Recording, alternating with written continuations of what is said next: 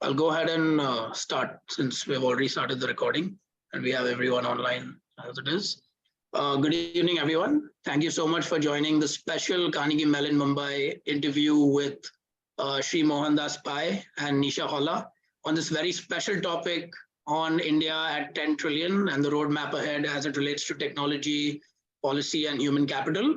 My name is Aashay Doshi. I'll be running today's interview along with Akash Agarwal, who will be running Q&A. Before we start, I would love to invite Rekha Koita to say a few words of welcome for Mohandas ji and Nisha, as well as our audience. So, Rekha, over to you. Thank you, Aashay. And thank you for all the effort, Aashay, in putting this event together and organizing such kind of wonderful speakers for us. A very warm welcome to Mohandas ji as well as to Nisha. Nisha is also a CMU alum from 2013. So that also, I think we have two very special guests, each one special in their own way. And a very warm welcome to our audience, who have come here in large numbers in spite of it being, a weekday. And even in the post-COVID world. So really a warm welcome to all of you. And big thanks also to Akash for joining us and helping out with the Q&A, which will happen at the end of the session. I don't think, I don't take up too much time. I'll just hand it over back to Aashay. Aashay, you can begin with the introductions and I think just dive into the session because I think it's a very exciting topic because we're looking at, India at 10 trillion and the intersection of human capital, technology and policy, all of which are equally important for us to get there and leapfrog to that point. So please go ahead. Thank you. Thank you, Rekha. And again, a warm welcome to Mohandas ji and Nisha.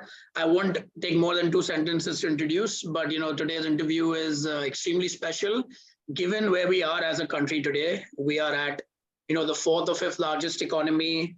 We've withstood COVID, global inflation, war. We are at plus minus $3 trillion economy and ready to leapfrog really with the tech policy as well as the human capital angle in the country. And who else to elaborate more on this topic than our 2 special guests? Mohandas ji was a pioneer who put the first startup on the global map with Infosys. Being the CFO, director, and many other positions. Today, he's the chairman of RN Capital as well as 314 Capital, also on the boards of great companies such as Havells and many others. And more importantly, taking the business experience to the social side, chairing the Akshay Patra Foundation, which is the world's largest midday meal plan. That is an incredible feat to scale and achieve in India. And on the education front, being the chairman of Moneyball Global Education. So this is a perfect recipe for someone who's worked in the private sector and is now working in the public sector. And Nisha, who is a special CMU alum from Bangalore, 2013 chemical engineering graduate, technology fellow at the C-Camp, visiting fellow at ORF, which is the Observer Research Foundation, and also a research fellow at 314 Capital. So Nisha, thank you so much as well for joining and making this happen. We're very excited. Thanks, Aashay. A quick jump into the format. This will be 40-45 minutes of me interviewing Mohandas ji and Nisha. So I encourage everyone to put their questions in the Q&A box because after that, you'll get to directly interact with them and ask politically incorrect, whatever you want questions face-to-face. So that's a good thing. So Mohandas ji and Nisha, welcome. A few words of welcome from you for our audience before we get started. Folks, thank you for inviting me. Happy to be here. Happy to answer questions. All of us are citizens of this great country. And there is no greater joy than to see India reach a rightful place in the global firmament. We must remember around 1750, India and China were the 2 largest economies in the world. And by 2050, we must be among the top 2 and we'll well along the way. It means that all of you on this show must take the responsibility, take it forward. So good to engage with you. Great. I can't add more than that, but I'm very excited about, this is going to be India's decade. It's going to be India's century. And so I think we'll get to the questions because Aashay has a wonderful lineup of questions. And, I, for one, I'm very excited about the conversation coming up. Great. And we're excited to, engage with you, especially given your thought leadership on policy with the state governments, your Karnataka document on 1 trillion. So would love to, delve right in. Before we delve into looking forward to 10 trillion and ahead, it's important to kind of appreciate and have an overview of where we've come from. So Mohandas ji, you mentioned in 1750 we were the largest economy according to China, along with China, then went through a slump. And you have now, you grew Infosys at a time where startups were not a word. That was the first startup India produced. From the pre-liberalization to liberalization to getting the startup world here, how have you seen India change? And same question to Nisha. You lived abroad, worked abroad at CMU, and you moved back. So your comments on how India has changed over the years before we look at it. Well, let me start by giving you a little bit of history. In 1950, when we got our constitution, India was the largest economy in Asia as Japan was destroyed in the war. China was destroyed in the war. Southeast Asia was destroyed. India was safe. We stopped the Japanese advance at Kohima on the Eastern Front. We had an economy which supplied war equipment to the British. We had $1.5 billion of debt due from the British in that time's money. But sadly, our first prime minister, despite doing many things, suppressed private capital and shut up the economy following the socialistic model. Suppressing private capital led to India having suboptimal growth. From 1950 to 1980, we grew at 3.5%, population grew at 2.5%, the world economy grew at 4.5%, Asia grew at 6.5%. We became poorer in 1980 than we were in 1950 on a relative basis. Remember, in 1950, 3 of the top 5 richest families in the world in Asia happened to be Indian. 1980, we opened up a little bit. We grew at 5.5% from 1980 to 1990, and population grew at 2.25%. And our debt grew from $20 billion to $80 billion by 1990. And then we went broke. We just had 15 days of foreign exchange, and we liberalized. When we liberalized in March 91, we had in May 91, we liberalized. In March 91, our GDP was $275 billion. Today, it is $3.15 billion as of March 31, 2022. So we have grown at 8.2% from 275 billion to 3.15 trillion, from around 527 lakh crores to about 236 lakh crores in Indian rupees, a growth of, I think, 12.5% or so CAGR. So growing 8.2% for 31 years CAGR is not funny. Only China has grown around 10% for 40 years. And you can see where China is. Well, when I grew up, we were a controlled economy, licensed quota Raj. I got ranks in my CA, but I had 11 job offers, none of them in Bangalore. Started my practice, and I saw, nothing happening where we were. Of course, in 91, India opened up. I joined Infosys in 94. From 94 till the time I left Infosys in 2011, I saw the rise of a great country. I saw the rise of a great industry, the software industry. I saw the rise of a great company. So I had a very exciting life and a ringside view. And that's why I'm a fervent believer that going at the pace where we're going with the kind of energy and entrepreneur zeal that Indians have, we will reach $10 trillion. And I think the last 7-8 years, we have done extremely well in solving a big issue, that of deprivation. Prime Minister Modi has made sure, based on data, that almost all Indians will have all the basic necessities of life.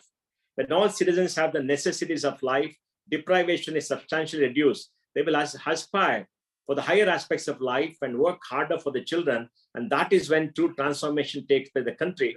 And I believe it's happening right now. Great. Thank you, Mr. Bhai. And Nisha? So Aashay, like you mentioned, I went to the US to do my master's, and then I worked there. I worked in the Silicon Valley Bay Area for about 3-4 years before returning to India. And the reason I did that is because I thought the US does 3 things very well. They've built their economy on this, right? One, they incentivize academic research, right? The universities there, we've all seen it, are teeming with intellectual activity, with research activity. They have state-of-the-art laboratories.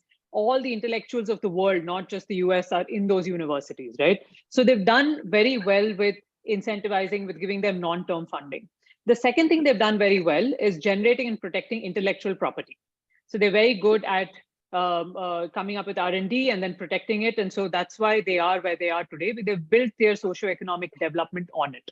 And the third thing they've done, which is very important, is they do indigenous procurement, right? Now, the largest client of Google is the American government. The largest client of Lockheed Martin is the American government. They pull up their startups to large multi-billion and trillion-dollar economy companies because they do indigenous procurement. Now, why am I mentioning this? Because these are indicators of a mature economy that knows its position in the world. Now, in 2012, when I left India, India was very different, right? There was all this talk about poverty economics, and we weren't sure where we were. We were an underdeveloped country, developing country. We had all these problems, right? Now, I come back in 2017, and India is very, very different. Like MDP mentioned, there are these large-scale schemes for basic amenities, so deprivation and poverty is being handled. We have population-scale digital public goods. No other country has come close to building something like this, right? And we had it launched, Aadhaar started, UPI, all these things came on the back of Aadhaar. And now we have unprecedented economic inclusion, financial inclusion, banking inclusion, health inclusion because of these developments. And then, of course, there's a startup ecosystem. There were vestiges of it back in the early 2000s, but really this last decade is where the Indian startup ecosystem has really built up. And so today in 2022, we're the 5th largest economy by nominal GDP. We're the 3rd largest in purchasing power parity, which is huge. We're only behind the US and China. Sure. And most importantly, we are only the 3rd economy that is going to break through the $10 trillion ceiling after the US and China. Japan can't do it. It doesn't have the demographics. Germany can't do it. It doesn't have the demographics. The countries that have the demographics do not have the technology advancements. They do not have the development. India is the only economy. And so that's been the biggest change that I've come back to. And so now I'll come back to all the indicators of the mature economy, right? Going forward, this is what I want India to do. Incentivize research, build the intellectual property pipeline, reverse the brain drain so that others come here. The intellectual property is generated here, it stays here. India has gone through millennia of bleeding intellectual property, right? We knew calculus before calculus. We knew the Pythagorean theorem before Pythagoras. We had all these things. And now in 2022, we are realizing, yes, we were the intellectual powerhouse. We can be that again. And so that's really where I want India to go in this next decade, in the next century. And that's been my biggest worldview coming back from the US and seeing the developments in India. Great. And that's a great point about calculus and Pythagorean theorem. Nalanda University and Takshila had students coming from all over the world for 600 years. Absolutely. And that's longer than Harvard's tenure right now. They started in 1700s. So yes, we have a rich history to be proud about. Before we move into the 10 trillion side, so Mohandas, what do you think most Ivy League colleges, intellectuals get wrong about India? There's a difference between India and there is Bharat. I work in agriculture. I lived in the US for 10 years. Now I work in agriculture. There's a big difference between India and Bharat. What do you think we get wrong as a country? The intellectuals of a country also get wrong about India. And what do you think the world gets wrong? And how do you think we can correct it? Well, let me explain that. I think it's a wonderful question because that is very germane to what is happening in the world today. 99% of Westerners get India wrong on many fronts. One, question of history. We are a 5,000-year-old civilization. Being a 5,000-year-old civilization, many people live in multiple centuries at the same time. And as a people, we can go between various centuries whenever we travel across the country, practices life seamlessly, and that others are unable to do because they lost much of the past. So we are a very complex 5,000-year-old country, and others don't understand that. Second, because they pass easy judgment. Second, we are a very large country, 1.4 billion people. There are only 2 countries with 1 billion people, and just China and India, and we're going to be larger than China. 1.4 billion people is a lot of people. You're not able to comprehend how many voices there are, how many languages there are, how many religions there are, how many practices, what cuisine, what diversity, etc. India is like a natural forest, extremely diverse. That's the third point. The diversity is amazing. No country on the planet has the diversity that India has. So whatever you say about India will always be right, will always be wrong. You can come with any social theory, find the data to meet your theory in India, but doesn't mean that is India. India has so many things. India is yet not all those things. And we must remember that and not pass easy judgment. And when you have scale, incidents that happen in India are globalized and normalized. For example, you had this incident in the Air India flight where a man peed on some woman and all that. And instantly we read a stupid article saying Indians are the worst flyers in the world. I tweeted and asked him, give me data to prove Indians are the worst flyers. You can't use one incident to globalize and paint black 1.4 billion people. But these are the kind of people who pass such sweeping generalization without understanding the size of India. The next point is, there is no country in economic terms which has the discount to PPP that India has. Nominal GDP 3.15 trillion, PPP is 10 trillion, that is 3x. China's nominal is 20 trillion, PPP is about 32 trillion, that is about 50%, 60%. But here is 3x. So whatever you see here is very different from what you have in any other country. So don't underestimate the country.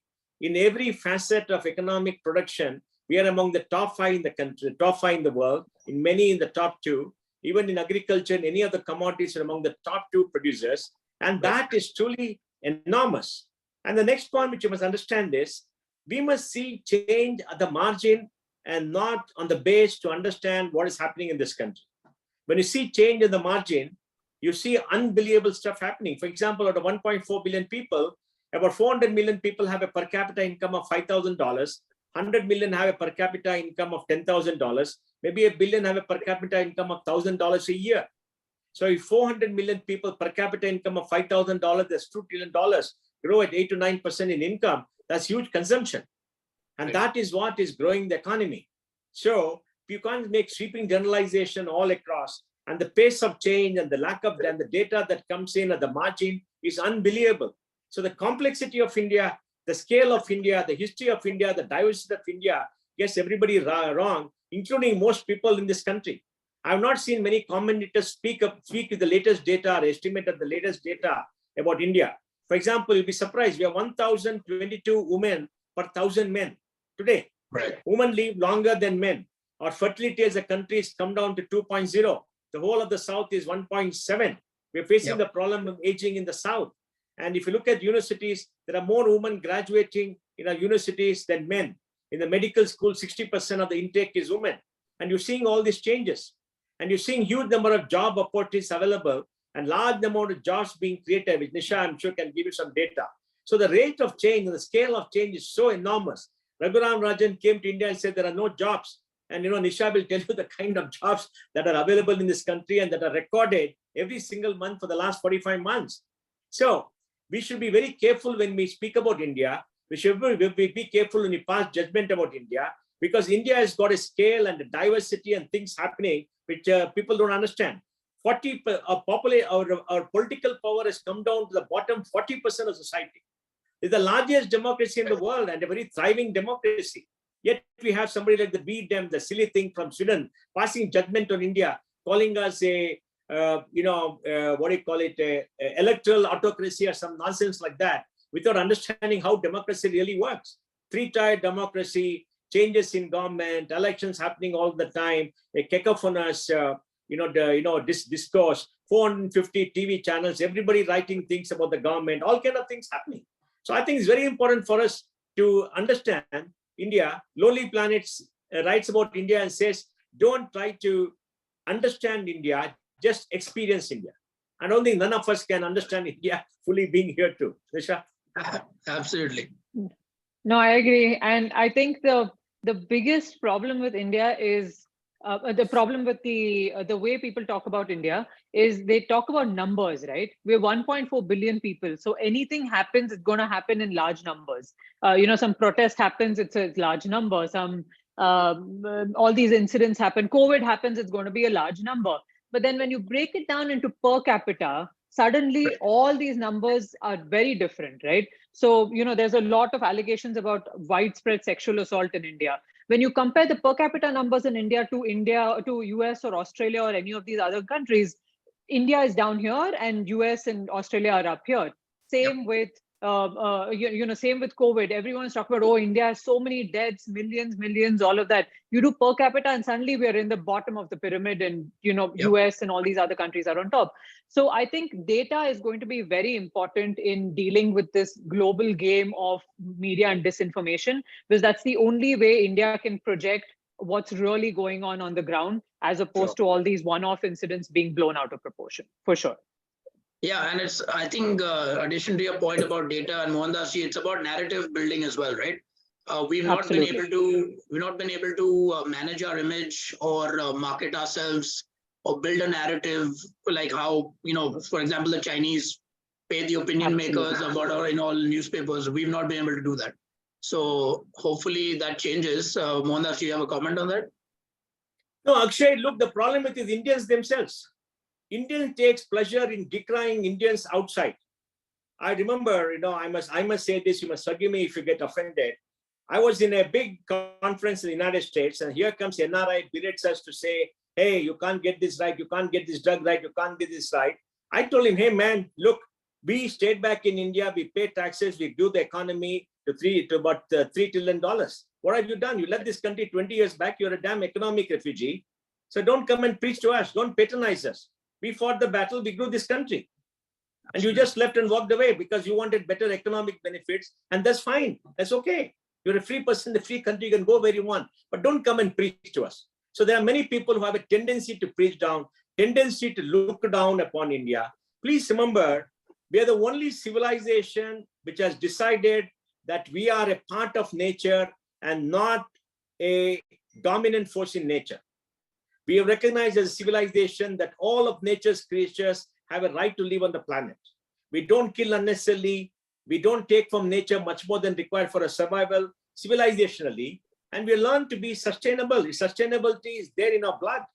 Now, the Western narrative is to dominate nature, to say that all of nature's creatures belong to man. Man has to dominate, man has to conquer, man has to do that, consume more and more and more. We are not. And that's the way we live our lives. Because for us, the higher reality of life is more important, because the purpose of life is what our life journey is all about. Our attitude to life is very different. We are seekers, not followers of dogma. When you're seekers of truth and not the followers of dogma, you will see the world very properly. So we have nothing to be ashamed of anything in this country. Whatever happens to the country, nothing to be ashamed. When human beings come together in such large numbers, so many things happen. And they happen irrespective of anything else. We've seen in the US, the rioting that happened before the election, they could not even count the votes. They had this rioting going up to the Capitol. So many things happen. We don't see the condemnation for that compared to what is happening every time something happens in India. We had maybe 100,000 people squatting in the farmers protest. But 100,000 people is no revolution in this country. It's peanuts. It's a very small part in a very small part of the country, yet it got blown up as if the whole of India is on fire. I mean, it's a joke. So we Indians have to understand India. Understand means appreciate India for its scale and build a proper narrative. We are 17% of humanity. We have more claim to the earth, the planet, than a small country of 5 million like Sweden, or a small country of 65 million like the UK, right? We are 4 times the size of the United States. Yes, we are not as rich as the United States. That's very true. But please remember, the British looted us of $45 trillion as per Utsa Patnaik from Columbia University from 1750 to 1947. So we have been a rich country throughout the history. So I think we Indians have to create the narrative, and that's why all of you have to do things. I see that quality versus quantity debate. Please remember, quality comes after quantity. Let's be very clear about it. Quality does not come by squeezing quantity. The IMs have the philosophy of having 100 seats for long. It makes no difference. In the first 40 years of the 5 IITs that came up, 70% went abroad. They didn't benefit India in any manner, right? Now, 70% of the IITs want to stay in India because they see greater opportunities in India.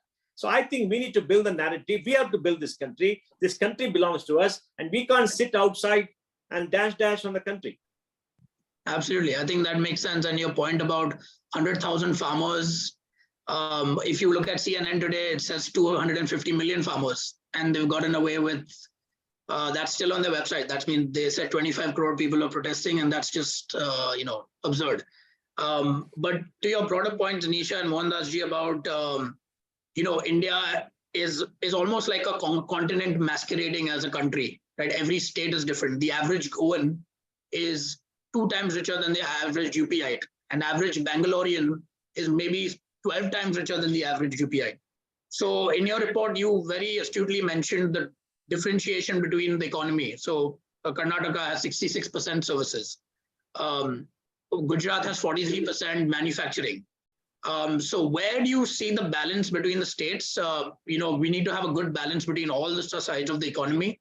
We've seen the US that has outsourced its manufacturing, and it's a post-industrial economy of tech, finance, and law, and not really actual manufacturing. And we can see what's happened in the socio-economic fabric today. Middle America is different from the coasts. So how do you think India can strike the balance between manufacturing, services, agriculture across states? And what can policy, how can policy be amended for that? Well, let me start with broad trends. Today, if you look at India's sectoral GDP, 53% is services. I think agriculture is about 18%, and the balance is industry. Karnataka has got 66% services, 18% is agriculture, and 22%, 18%, and the balance is industry. Gujarat has got 37%, I think, services, 43% industry, 20 is about agriculture, right? So every state is very different. UP has got, I think, about 25% agriculture. And, every state is different. Why every state is different? Because the human capital in every state is different. For example, in Tamil Nadu, 53% of the young people aged group of 18 to 23 go to college. In Karnataka, it's just about 32%. In Kerala, it's about 36%, right? In UP, more women graduate than men, and their GER is just about 28, 29. India is 27. So we see this kind of diversity all across. But what has happened is the South has advanced much more socially, economically, politically than the North.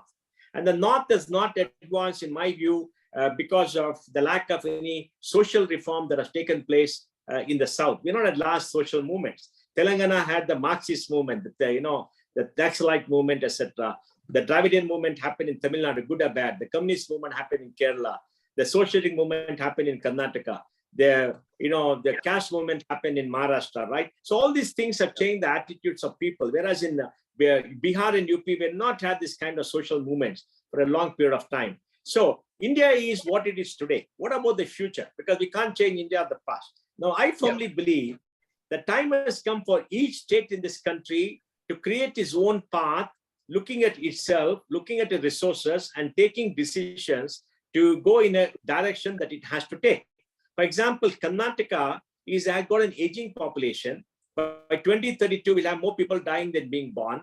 And we have to educate our younger people. We have to focus on the quality of education. We have to focus on high-tech manufacturing. We have to focus on creating logistics. And we have to focus on the export market and become much more global, right? Uttar Pradesh has to focus on more labor-intensive industries in the eastern part of Uttar Pradesh. They have to build logistics. They have to improve school education. They have to improve higher education. They have to improve high-tech industry in the western part near Delhi. And they have to focus on tourism to draw people in, because the per capita income this year could be something like 85,000 rupees, as against India, which is 2 lakhs in the latest year, right? They're much below India. And the Bihar has got a per capita income right now, 55,000 rupees, I would imagine. And, the urbanization only 13% in Bihar.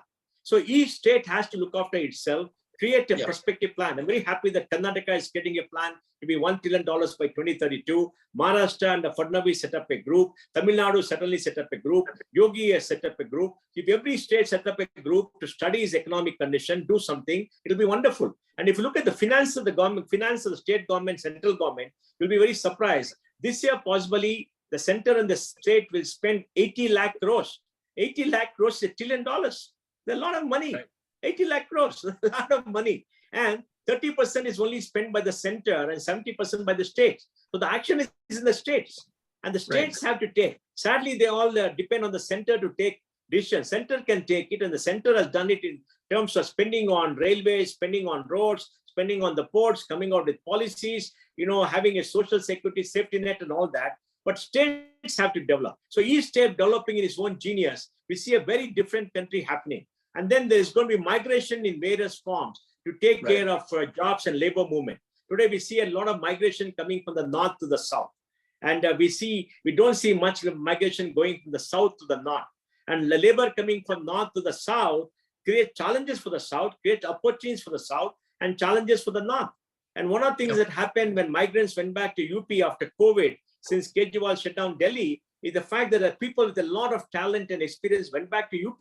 And now UP's infrastructure has got all these experienced, talented people.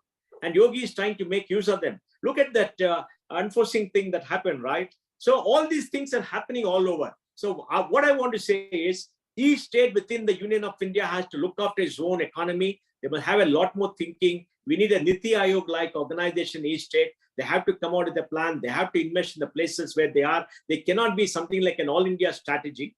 The strategy for India will be a summation of all the strategies to see where exactly India as a country should put in appropriate policies. And once you're able to do that, it will go. Now, do we have the resources? Yes. 42% of central taxes, excluding customs, go to the states. Like I said, states spend 70% of the total spending. So states have got enormous amount of spending power, and they have to do that. And many states are doing that. So they have to come up. Now, whether industry or services, let me say this. We need labor-intensive industry to take care of people at the bottom of the pyramid. We want jobs. We need higher income for farmers. So farmers have to be connected to markets, to agri-techs. We need research and R&D to create an innovation-based economy. For example, Bangalore per capita GDP is $10,000, $11,000. $11,000 a middle-income country, right? So if you look at various states, we need very different things in various states. And I think that is what has to be done. Nisha? So I think to add to all of that, India is a very unique combination of a demographic dividend and advanced technological capabilities. No other country has these two opportunities coming together. Now, while we handle the advanced technological capabilities with R&D and incentivizing academic research and all these other avenues, it's absolutely necessary to make sure that demographic dividend is taken care of. So we cannot afford to miss the boat on manufacturing. And in my opinion, we have lagged a little bit on that. China is vacating the labor-intensive industry market that it has dominated for the last 30, 40 years. So, living costs have risen there, labor costs have risen. And so labor-intensive industries are vacating China. Vietnam has taken it up. Bangladesh has taken it up. Indonesia has taken it up. Given the size of their populations and economies, they have grabbed a larger proportion of the labor-intensive industries vacating from China than India has. It's a huge opportunity for for India.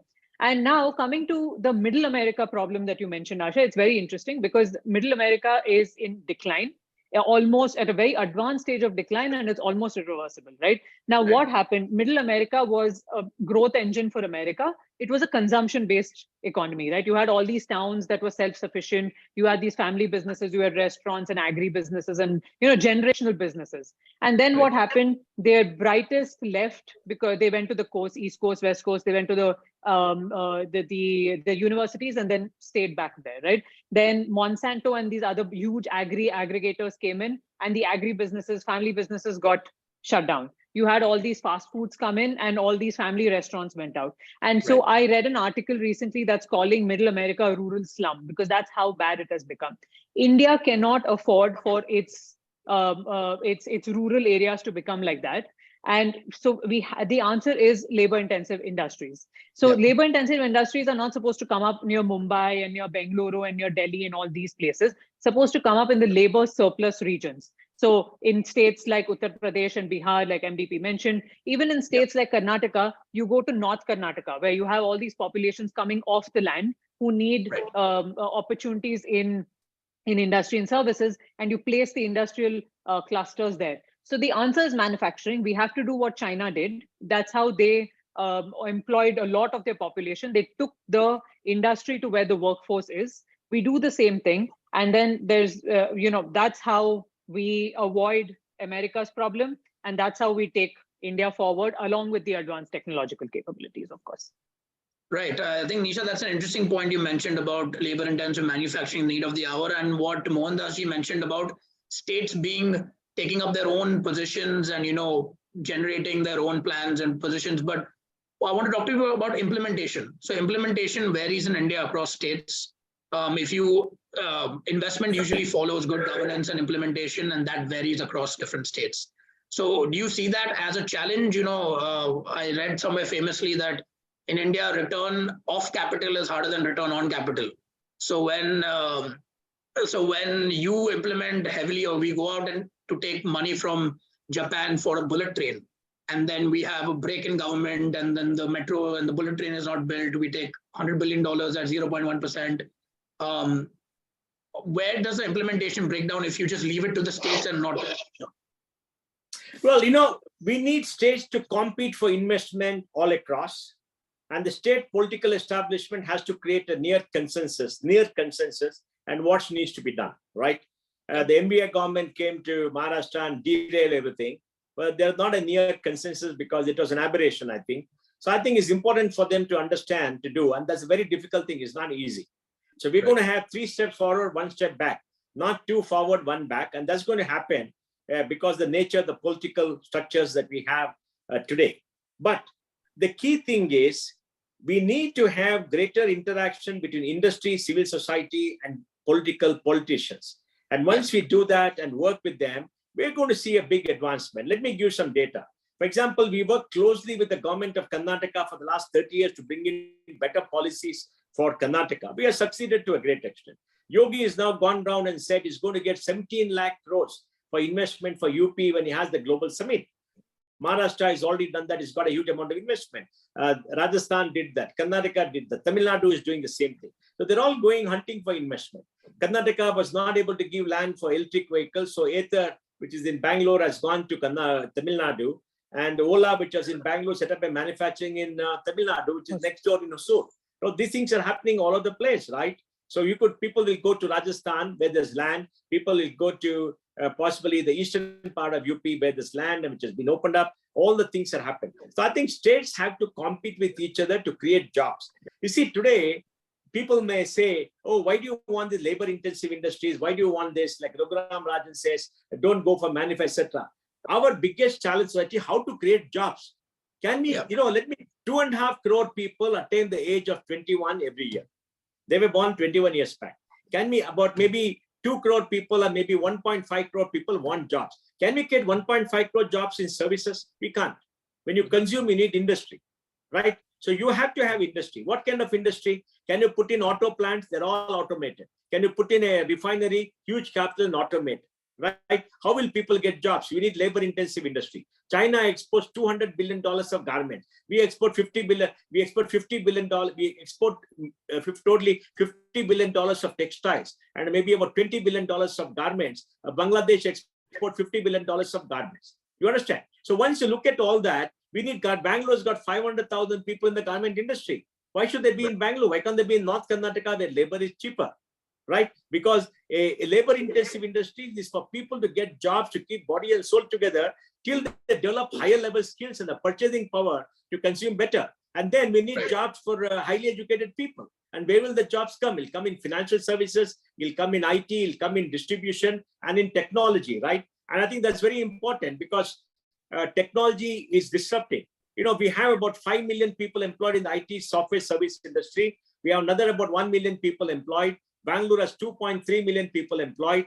By 2025, we'll have 10 million people in technology, possibly more than the United States. Of course, in terms of sophistication, we could be 2 or 3 years behind. We need the jobs at the top of the pyramid, middle of the pyramid, at the bottom of the pyramid. We can't have one single policy all across. We can't say we don't need manufacturing. We need manufacturing. We need high-tech manufacturing. We need the auto industry to do well. Third largest producer of autos. Though in value terms, we will not be the third. We just beat Japan. Right? All the things are happening. We need the entire pyramid to happen at the same time because we are a continental size economy. But one thing we need to do, we need to have an outward focus and export. No country has grown in human history to a developed state without exporting. The United States did that in the 19th and 20th century, right? UK did that in the 18th and 19th century, right? Japan did that in the 20th century. Germany has done that in the 20th century. So we have to export and we have to do well. That means entire pyramid, we have to start investing. There cannot be one cookie cutter formula where that's not what India is. Right. And I think it's very tough to businesses that have to sell in India versus sell abroad. Like there is a big difference in businesses that try to make India the only market, which is why I have huge respect for Havells, for example. Like they've really sold in India and made that model successful, but not everyone can do that. Nisha, I want to bring you in on the top of the pyramid question that Mohandas ji mentioned. The services have really taken off in India. We have an export of $200 billion. I was speaking to Devjani Ghosh of NASSCOM, and she said she was speaking with Sridhar Vembu, and they dream of having villages in India that are AI focused, ML focused, data science focused, and serving as a digital factory of the world. So like Mohandas ji mentioned, we will need higher skill education to attain that. What is needed on the educational and upskilling and reskilling end to make that digital factory dream a reality? And how do we have to amend our education system or access to digital education? So absolutely. I think the national education policy that came out in 2020, it came out 34 years after the last national education policy. So that tells you how much our education system needs to be revamped. And it hits all the right buttons because it focuses on technology, it focuses on open learning, it focuses on computational and numeracy, right?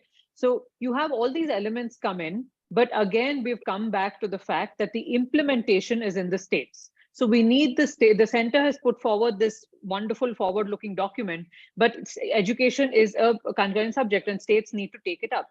And they have to identify the universities, the top 10, 20, 30, 100 universities in the state, which the top states do have, and have to focus on improving academic research coming out of these universities. They have to focus on providing the new skills required in technology, in IT, in digital, and other areas. But I think it's definitely possible because India has a huge advantage in software. We had pioneering companies like Infosys and Wipro and all these and TCS and all these other companies sort of taking that mantle forward. And on the shoulders of the IT industry, we now have the startup ecosystem, which is hugely technology driven. Digital inclusion is still climbing, even though we've made so much progress over the last decade.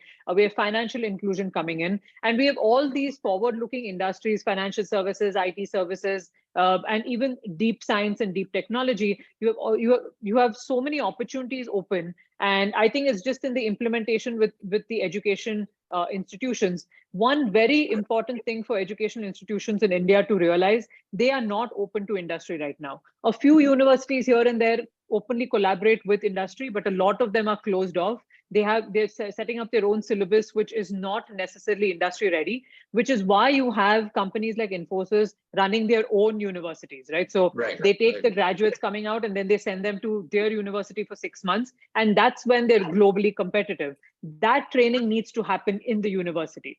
And so that's really, I think, where the implementation is going to happen, where universities open up to the industry and say, please come and tell us how to teach our graduates to become industry ready when they graduate. And that's going to be a game changer. Yeah, Akshay, let me give you some data. Akshay, Yes, let me give you some data. 26.5 crore, 265 children are in school, class 1 to 12. China doesn't have that. No country has that. Can you give high quality education to all of them? No. Right now, maybe 30% get it. If we increase to 50%, will be very good. We have 1,100 universities, 55,000 colleges, 38 crore, 3.8 crore young people in college, 38 million people. About 1 crore young people, 10 million graduate every year. Can all 10 million get high education now? If you give very good quality education, 20-25% will be doing a good job. We're probably giving it to 10-11%. Now, at least 30% are very bright young people, right? We got enough human capital, we got enough human brains, and they will do very well. And today we have 700,000 Indians studying outside, out of which maybe 200,000 in our estimate may go there for actual studies. Balance are going there just to get a job outside and stay there and emigrate and do whatever they want. And that's fine. That's perfectly okay. The scale of India is what we have to be very careful about, because no country in human civilization at any point of time has been able to give high quality to all of them. And national education policy recognizes that and creates a three-tier classification of universities. The top are the research-based universities. That will be small to produce masters and PhDs, for which they announce a 50,000 crore for research, 10,000 crores here. They're not funded it. They hope they fund it this year. Second will be teaching cum research institution, which will be good institutions where there'll be 80% teaching, 20% research, which will be the balance will be community colleges, which could be 60%, where people go to get an ordinary degree. Then, we have a 16 lakh faculty in colleges. I mean, are you telling me all 16 lakh are superhuman beings? They're not. Even the United States, barring the top 20-25% universities, the rest will be very pedestrian, right? Even in any country in the world, the same problem. So we have a problem of scale. And next, we don't have research funding. So if you look at education, we need research funding to come up. One, okay? And government has to do that. Otherwise, it will not come. We only spend 5,000 crores on research in universities, which is less than what one university does. And we can't expect much more unless we spend money. Second, we need a national scholarship program to take the gross enrollment rate up from 27 to maybe 50, because so many students can't afford education. 65% of kids are in private colleges. They can't afford to pay the fees. And it means government has to do it, and all of us have to sponsor one young person of education, right? And the third thing is we must make sure that industry participate with the colleges. And that's why colleges and universities have to interact with industry and reach out and talk to them, to work together with them, that they have to market themselves. And that means alumni of those colleges and universities done very well have to go back to their alma mater and talk to them and work. All these things have to be done. And it means you and I, the earlier generation, who come out of our colleges, who have done well, who got the benefit public education, have to give back and do it much more substantially. I would urge all of you to spend 10-15% of your time to give back to society. And if you're able to do it for 20 years, you'll see a sea change. It took us 20 years to build up Akshay Patra from 1,500 meals a day to 2 million meals a day. Wow. 20 years. And it's a lot of time. We had 70 kitchens automated. It is a huge management struggle, a logistic challenge, and hygienic challenge to deliver high quality food every single day in time to 2 million kids. Remember, it's so all these things. So that's why I keep saying scale, scale, scale. It requires thousands of people, bright young people like you to do that. Absolutely. And I think the interesting point that you mentioned that about alumni coming back to the alma mater, the US has mastered that, where, donations to the universities or tax breaks are given. India doesn't really have that system.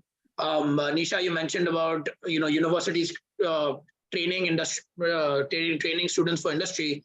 Carnegie Mellon was set up by Andrew Carnegie to work at his steel mills and steel factories so that, he can push industry. So I think that is definitely the need of the hour. Mohandas, you mentioned the number of women in universities. You mentioned the number of women to men ratio.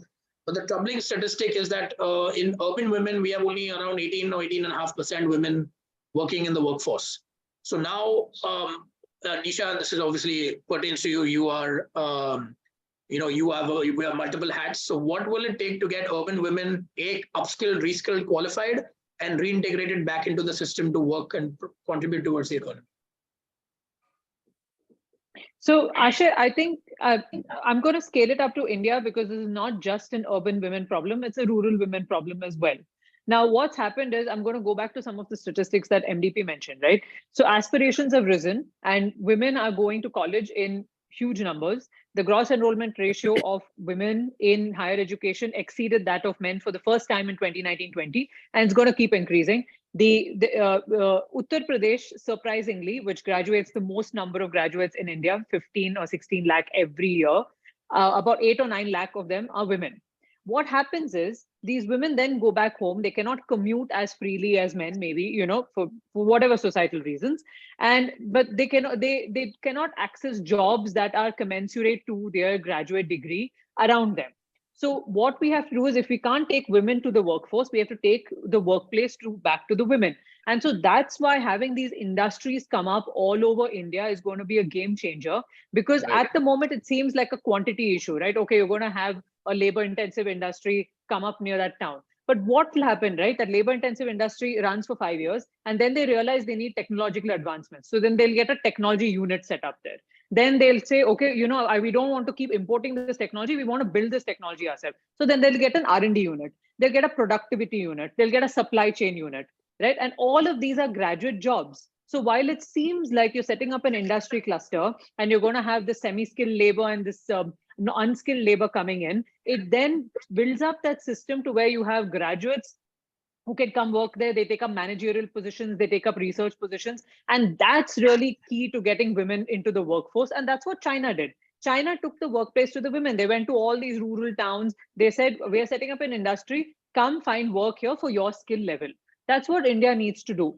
And I have a feeling that when this revolution happens, urban women will also go back into the workforce because they're going to see all their compatriots going into the workforce all over India, and they're going to say, why are we being left behind? And so then they're going to go find a commensurate job for themselves. In these industries come up all over India, the men who are migrating away from these towns into cities and taking up these jobs are now going to go back to their towns. And so suddenly it leaves a lot more opportunities for the urban women to take up those positions, right? So that that's really where that churn is going to happen. You bring in these industries, and then they're going to be labor intensive industries, they're going to be specialized industries, they're going to be services. It's all going to pull up the economy. And then suddenly there's so many opportunities for so many people.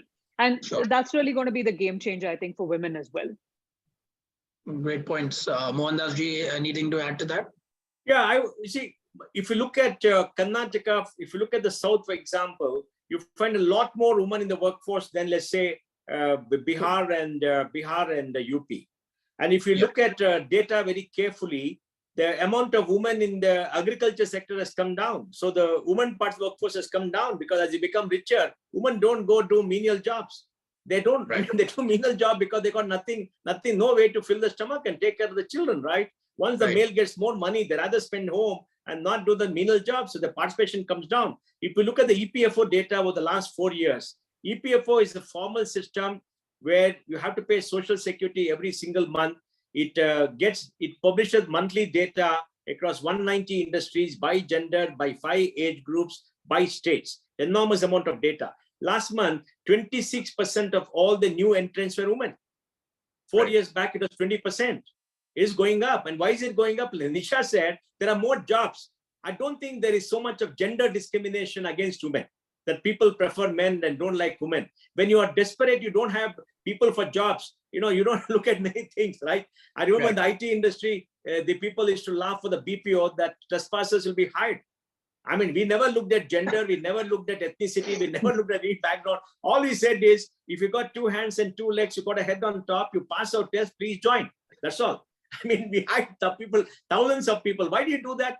Because, we needed human capital. So we got to create a situation where there are a lot of jobs happening, and that will create the situation where women come and job. But we must accept one thing in this country. We are a conservative society where family is extremely important to most people. And when you have a child, many people drop back. I remember in Infosys, women who had a child only came back 55%. We put in policies like 2 years sabbatical. We put in policy like a crèche outside the office, part-time work, many years ago, 12 years ago, and mentorship and all. We took it up to 85%. 85% is very good.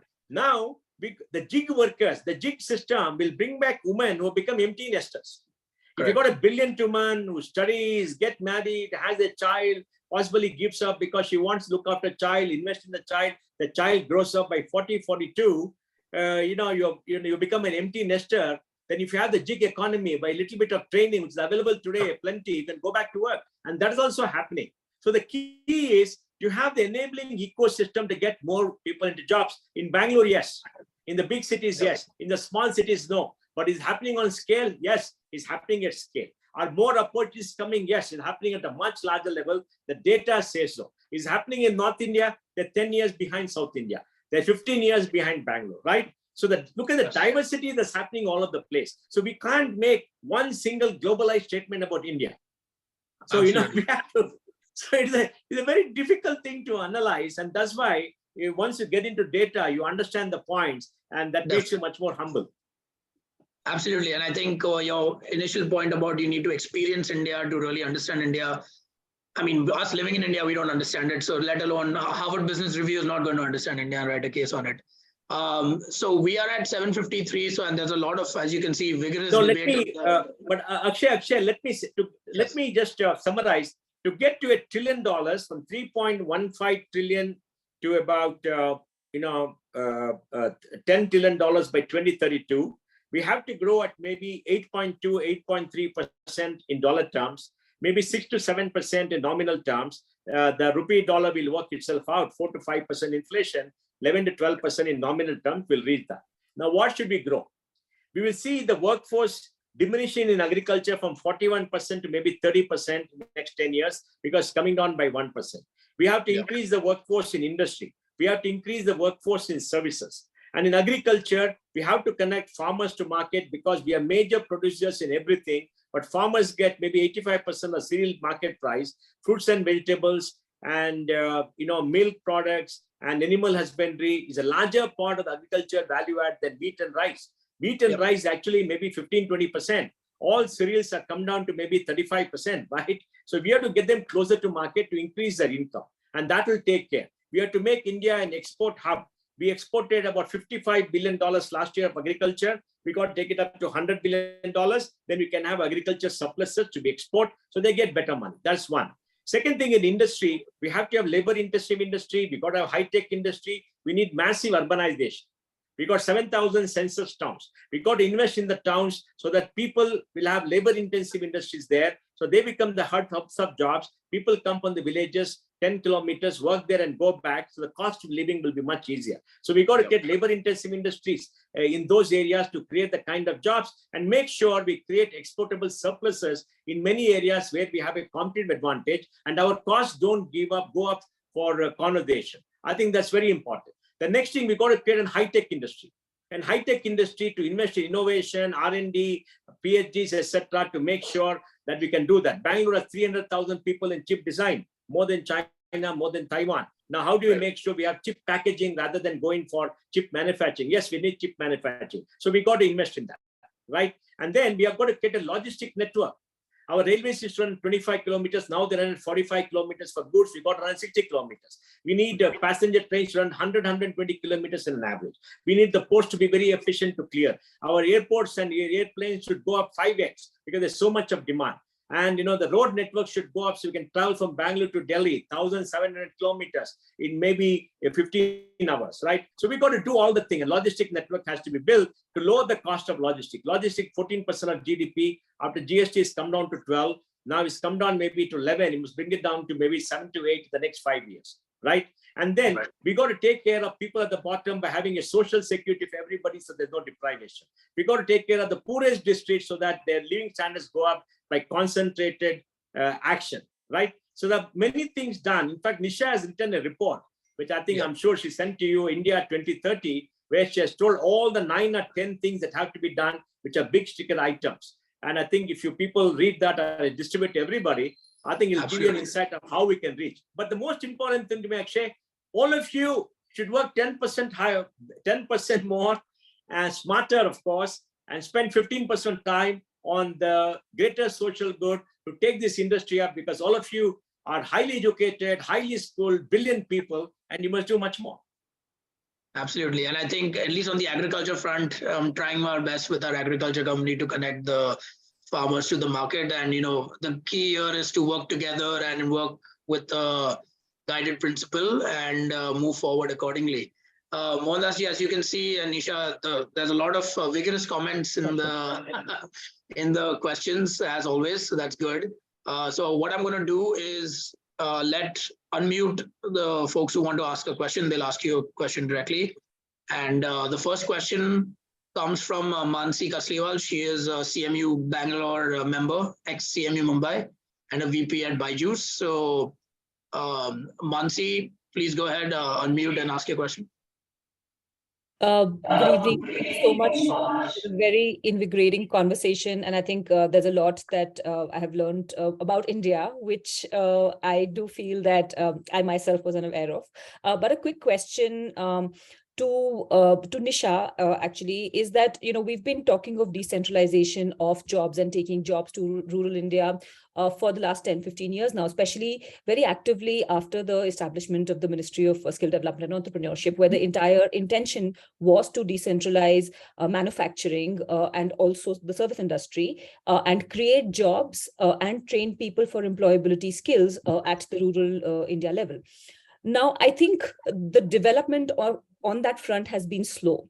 So the question to you here is that between the multiple stakeholders that are out there, between the industry, between the government, I think the tussle still is whether it's going to be industry-led or whether it's going to be government-led. So if you can throw some light on who takes the lead there and some very specific action items for all of those stakeholders to really make it happen, to look at the implementation now. So great question, Mansi. Thank you. I think we have to understand that the government cannot create jobs and wealth beyond a certain point, especially in this open market economics that India has adopted, right? So it's the government's mandate to make it easy for entrepreneurs and for enterprises to create jobs and create wealth.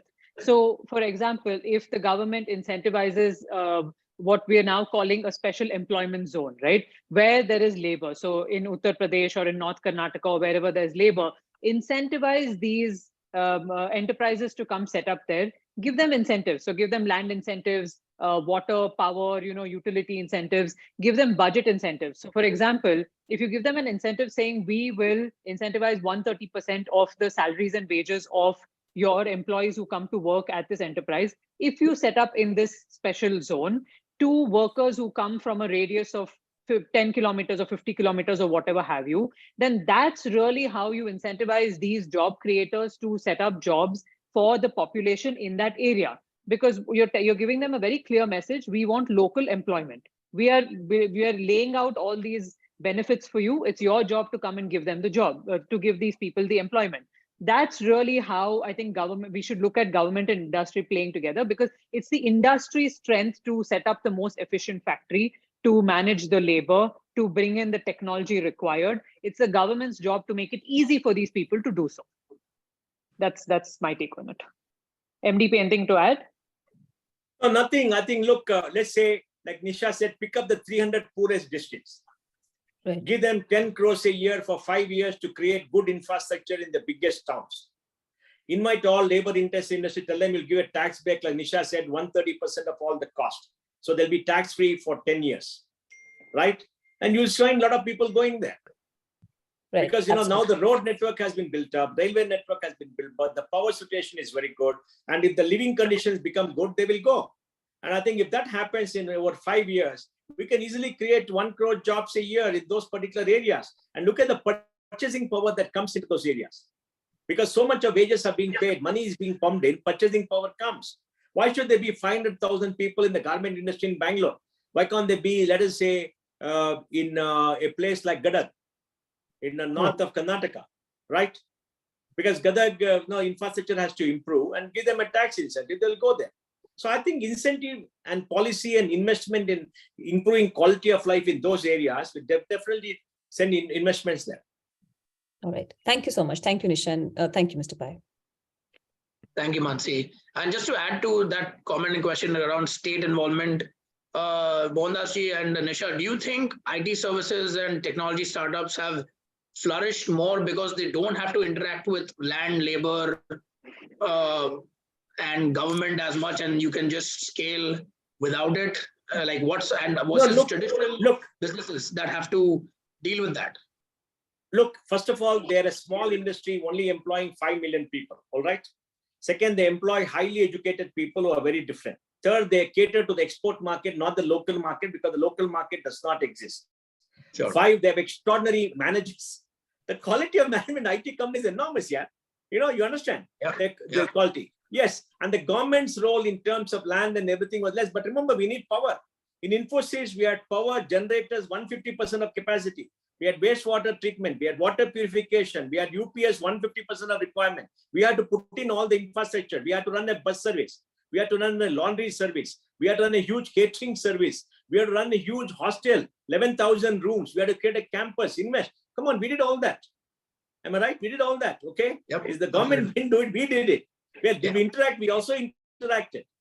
But people may say that, it is because of less. It is partially true, but it's also because we were export-oriented and we are a very different industry. We are smaller, so it worked. But the IT services not the solution to India. The solution in India is large-scale labor-intensive industry to give jobs at bottom of the pyramid, large-scale exports out of that like China. Look at the top 10 Chinese exports. You'll be astonished. What toys is one of the biggest exports, Toys, $100 billion, right? You look at all that, who makes toys, right? Yeah. And no, auto is also there. Now we are becoming big auto exporters, right? So you need all of them. Then on top of that, you need a service industry, you need entertainment industry, you need tourism to come up, you need logistics, you need roads. So it's a very complex problem, but it's come together today. Today, if you look at logistics, is very good. If you look at infrastructure, is very good. Power is very good. All we require is a rapid urbanization. Why urbanization? Urbanization creates concentration of human activity. Concentration of human activity creates specialization. Specialization increases productivity. Increased productivity leads to increased income. Right. Good point. So I'm going to unmute Mr. Subbarao, who's had a lot of comments and a lot of discussions. And then maybe that's going to be a debate here, so it'll be good. So Mr. Subbarao, you can go ahead and unmute yourself. I think you had a good question about how China and Japan after the World War and South Korea even rebuild themselves at the same time as India had to go through a rebuild. So Subbarao, please unmute yourself and ask your question.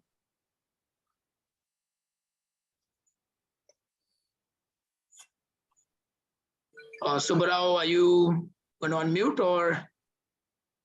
Oh yeah, I'm sorry. Now I'm unmuted.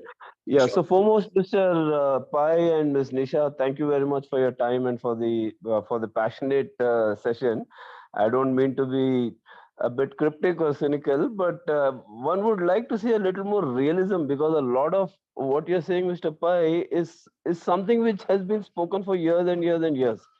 My angst, if I can use that word, is only that there isn't a coherent plan, and there isn't a coherent approach to basically figure out how to basically leverage the only capital that we have, which is probably human capital in abundance compared to anywhere in the world. So when we look at China and we make all these, large statements, I mean, China and I traveled extensively in China, Japan, and all these places.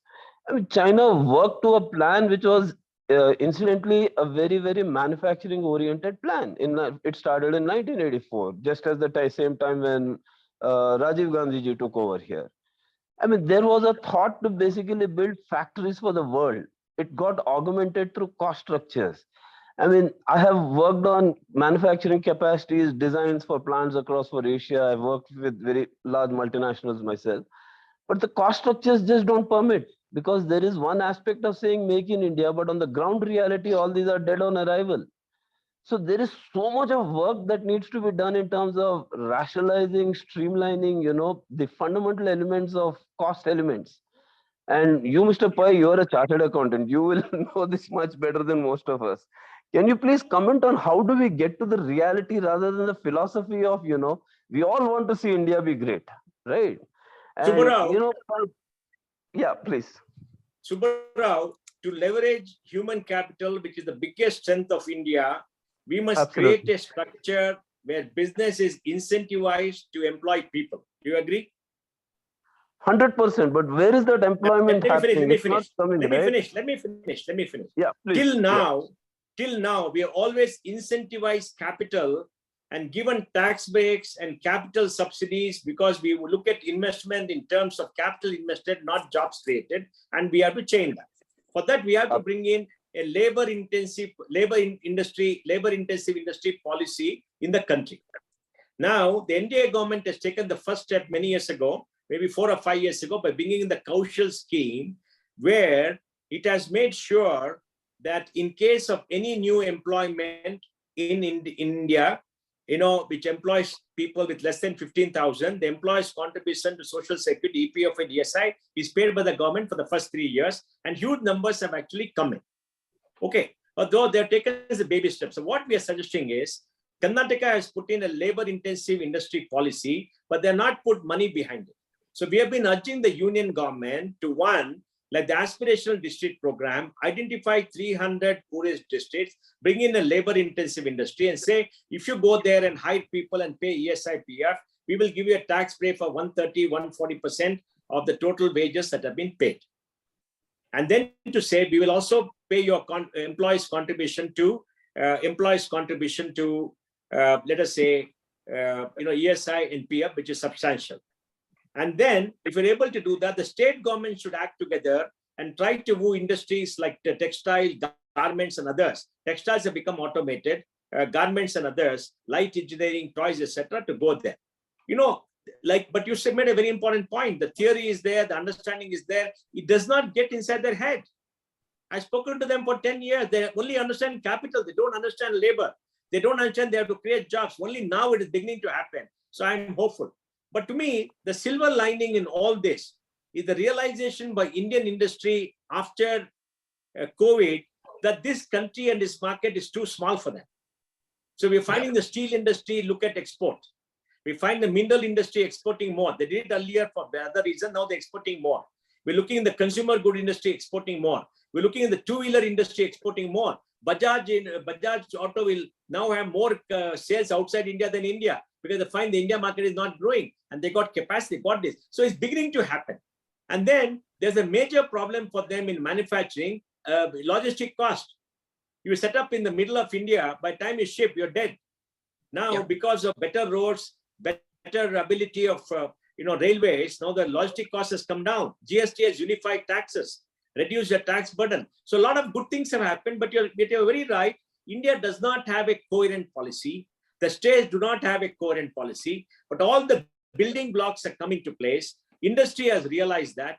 So I think it'll happen in a very different way. It will not happen the way it happened in China. China was state dictated, very clear strategy, very clear execution in stages. Like you said, first the agriculture sectors opened up. The surpluses from there was used for the SEZ for labor-intensive industries. Logistic networks are built up. Then the universities industry, high-tech industry came and it worked. In Japan, government and METI worked together with the Kinan Rail to create large giants by giving them cheap capital and doing all that. Then in Korea, you have the strategy of the chaebol coming in, the 5-6 chaebol coming in, crony capitalism, blah, blah, blah. So our countries have started different models. We have not had a coherent policy because of ideological reasons. Like I said, first 30 years, we split it up. I mean, we are anti-private sector. And even now we are anti-private sector. You look at the Congress, they say Adani is investing every damn state. They are ruling the Adani, Ambani. They don't have better work, right? You can't abuse people. So, that is not fair to blame Adani and Ambani. Subbarao, we are a mess, okay? But the good part is the building blocks of all this is beginning to fall in place. And just to quickly, Subbarao, just to quickly add to this, Mohandas ji and Nisha, do you think homogeneity and was a part of, China as state ruled 95% speak Mandarin versus India that is, each state is almost like a different European country with different languages, different cultures. And to be very blunt, is democracy China, right for us? China, the political system is very focused. The political system is a meritocracy. The people who run in government in China are much better educated, much better focused. They plan much better. It's a direct economy. They pulled it off for various reasons. Japan is much more disciplined after the war. The trauma of the war made government take a larger role, private sector take a larger role. The culture is different. They're homogeneous. Even Korea is homogeneous because they wanted to beat China. We beat Japan because of the occupation, right? India, ideological mess, too many political parties. Yes, see, democracy is cacophonous, is a problem, is not a problem, is very different. Okay, let's admit it. But democracy is more long-lasting. Okay, despite that, we've grown at 8.2% a year from 1991 till 2022. We are opened up in 1950 and we have grown at 6% from 1950 to 1980. We'll be about $15 trillion today. Yep. But again, to that point, sir, US and UK, for example, became a real democracy after making money, right? The UK made its money, then became a democracy. It's still a monarchy, sure. But the US... But look, the UK bled India, took away our wealth. There are only 65 million people. The US had big tariffs in the beginning, 40% tariffs till 1960 and others, and they grew the economy run by heavy migration from Europe and by capital coming in from it. They're very different countries. See, we were colonized, we were bled white, correct? We were impoverished. From 1950 to 1900 to 1950, our GDP grew 0.5% a year. 50 years is 0.5% a year. I mean, look, it is tragic. And after independence, what happened was even more tragic. So I would look at the economic history from 91, and from 91 till today, what has happened gives me great confidence. Yes, we don't have a grand plan. We have a narrative. That narrative lacks legs. Narrative lacks action on the ground because the people at the bottom don't understand it. There is heavy corruption. There are a lot of things, but things are falling in place. Absolutely. Thank you, Subhrav, for your comments. And Can I we'll move just- on to Can I add one comment and one question, please, time permitting, and with your permission? actually, no, there's other questions. Point Sorry about that. Respect. Thank you so Respect much. Respect that. So the next question is from Rishabh Rakshit. Rishabh, if you want to unmute yourself.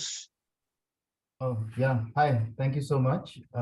Thank you for this session. So I just wanted to ask, in terms of urbanization, concentration of, individuals and talent, that's important. And how exactly is it going to look, right? So like, and, there was a mention by Aashay as well about digital villages. How is it exactly going to look in a country as, diverse and like India? Like, I mean, we do see templates like NEOM in Saudi, where they try to give us at least an aspiration, as extravagant as that is, right?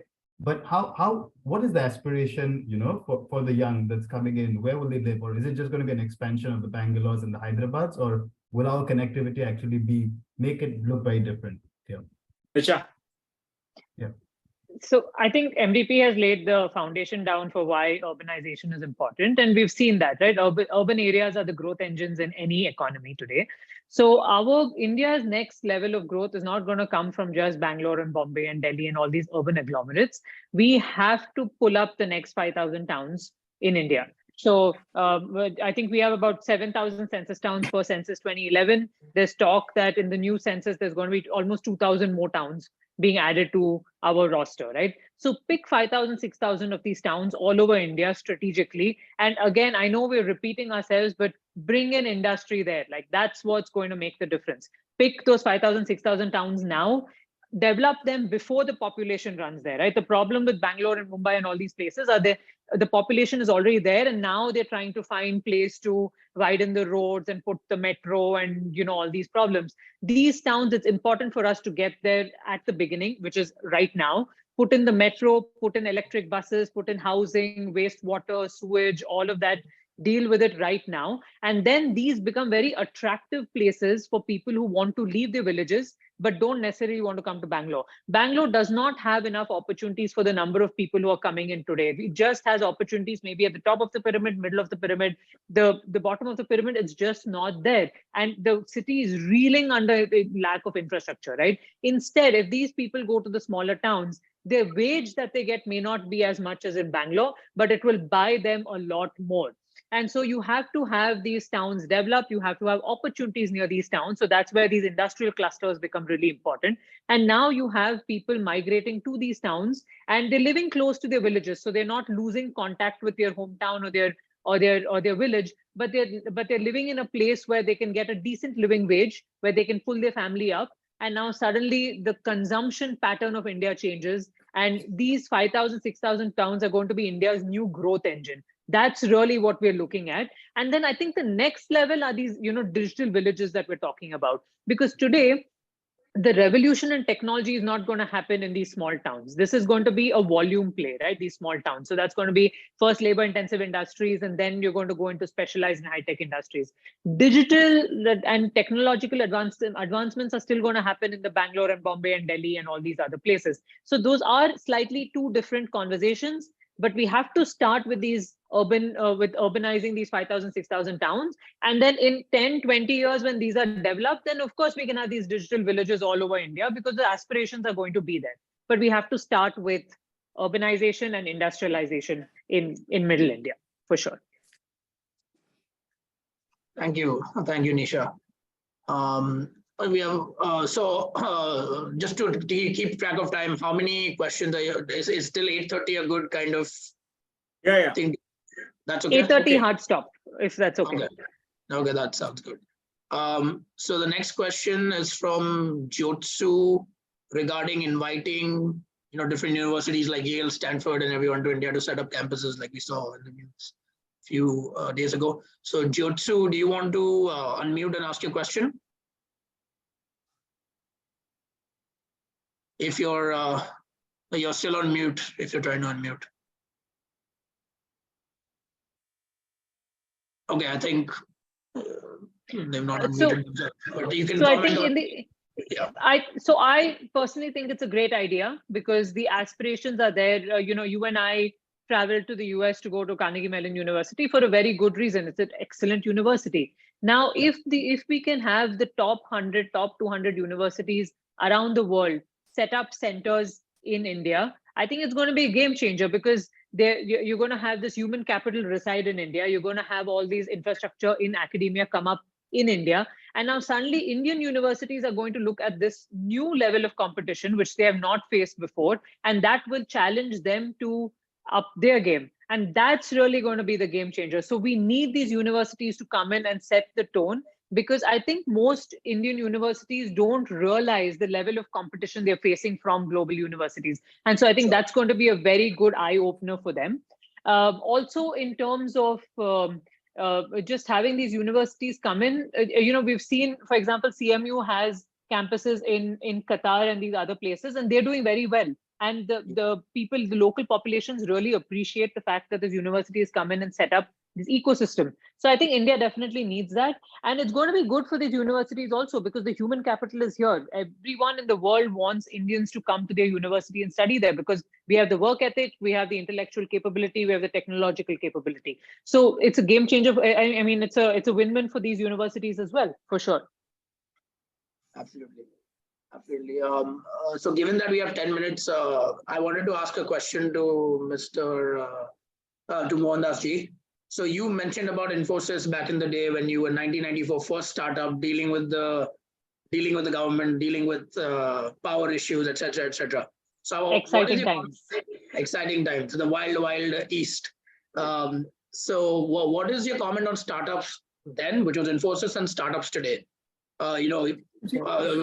Bringing in RN Capital 314, are startups today spoiled in the sense that such big access to funds and the world now?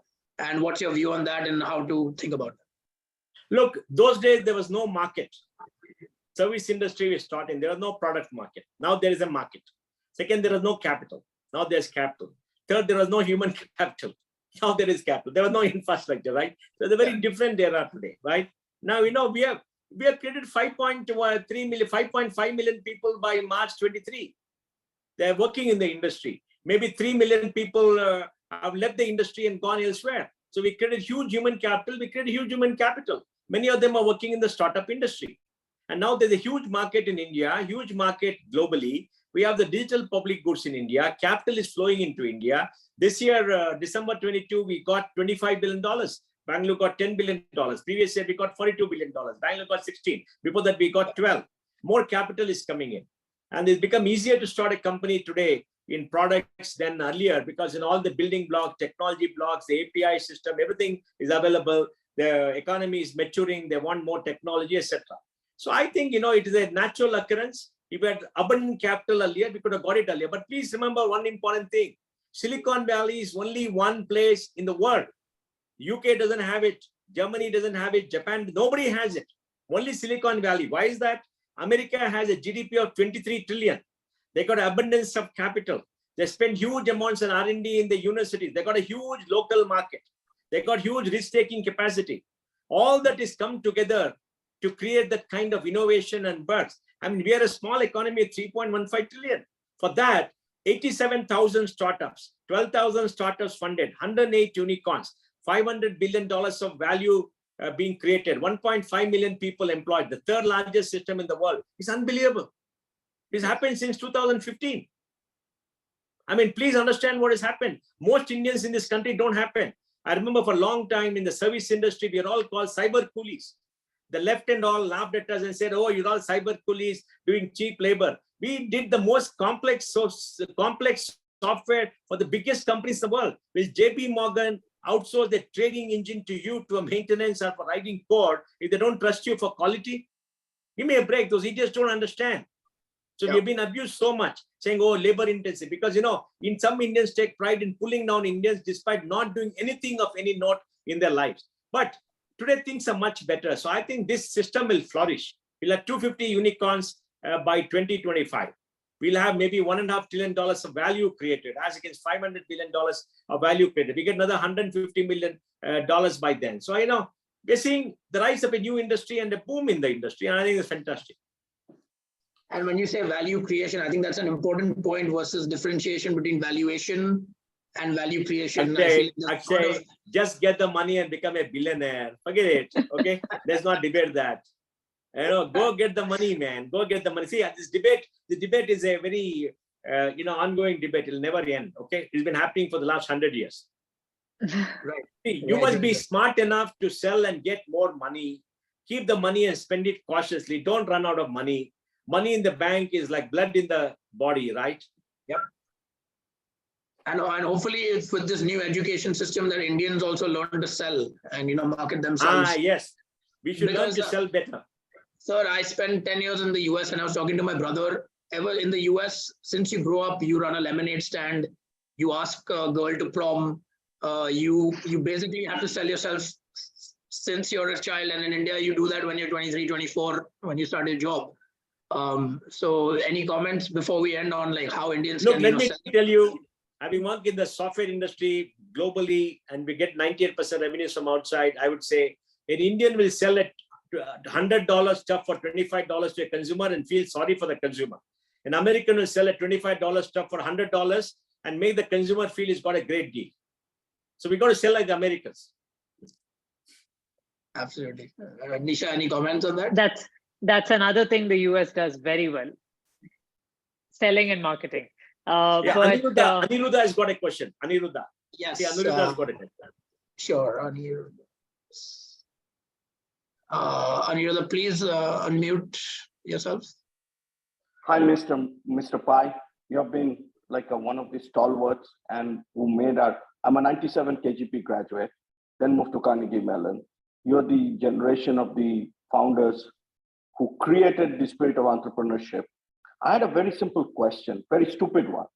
When we're talking about this 5,000 towns and 7,000 towns to have the sewerage systems and the infrastructure, where is the source of funding? We don't have a muni market in India. Are we planning to develop a muni bond market or something to finance these projects? How is the financing? The union government let me tell you. 130%. Look, let me tell you, if the union government is able to give 20 crores a year, the state governments give 20 crores a year, that is 2 lakh crores. This year they spent 80 lakh crores. Next year they're going to spend 90 lakh crores. 2 lakh crores on that by adjusting the budget is not a money. Yes, we need a municipal market. We need all that. That will take some time because today the union government and the state government all borrow to the extent of 8 to 9% of GDP, which is very high. Exactly. Mm-hmm. So we have to reallocate our resources and our spending a little bit and try to find the money, which I don't think is difficult. It has to be done, and it can be done if the focus is right there. In Karnataka, we spend some 12,000 crores on digging holes for irrigation every year, or 12,000 crores, about 8,000 crores eaten away. Exactly. Why can't 1,000 crores go for urban cities? See today what has happened, the votes come from the rural areas because we have our deal mill limitation and our seats in parliament and the legislature is based upon the 1971 census. There are more people in urban areas, but less voting power. Now we have to change that. Once you change that, you'll find magic coming. Democracy responds to the electorate. Thank you. Thank you, Mr. Banerjee. And so we are almost approaching 8:30. So I'll invite Rekha Koita to come and say a vote of thanks. Personally, Mohandas and Nisha, what I really got from this was not only the intersection of tech, policy, and human capital, but the point that we need to all work together on different angles, whether it's logistics, whether myself in agriculture, yourself in the financial services, and regardless of our political affiliations, not wish for the country to do badly just because we don't like a political leader or even on the state-wise. So thank you so much for this. Rekha, do you want to unmute yourself and give a vote of thanks? Yeah, thank you, Aashay, and thank you, Mohandas ji and Nisha. I think it was a really fascinating session, and I think it's after a long time, that I've heard people being so bullish about India. So I'm kind of really kind of happy to hear that. And I think we all look forward to some of these things really getting implemented and for us, to all see the progress across various sectors. So I think it's a very interesting time that we are in. And, I think I'd be really happy to see more of the reverse brain drain too, personally. So thank you so much, for taking out your time. And, we will, of course, also put this up on YouTube. So those who have missed the session can have a chance to take a look. Thank you so much, Aashay, for organizing everything. And, a big thank you to the audience who have stayed on right till the very end. And I think it's been a difficult session to let go of in any case, unless one has a pressing. So thanks very much, everyone. Thank you. Thank you, Mohandas. Thank you. And folks, please remember, you are going to make the future happen. All of you. Absolutely. And Mohandas, as you can see from the comments, I feel like we can go on for 1 more hour. So I feel like we need a round 2 whenever you have time, Yeah. We'll do it later. Absolutely. Yeah. Nisha, any closing comments? Thank you. It's always great to come back to Carnegie Mellon in any form. So this has been great. Thanks, Aashay. Thanks, Rekha. Thanks to the audience. It was a great session. Thank Thank you. you so much. Thank you. Thank you. Thank you. Thank you. Bye-bye. Thank you.